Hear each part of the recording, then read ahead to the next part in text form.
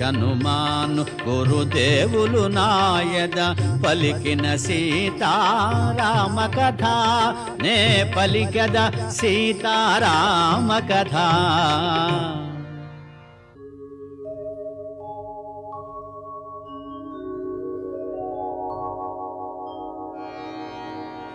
యమ కుబేర వరుణ దేవేంద్రాదుల సర్వసంపదల మించినది విశ్వకర్మ తొలుత బ్రహ్మకిచ్చినది బ్రహ్మవరమున కుబేరుడందినది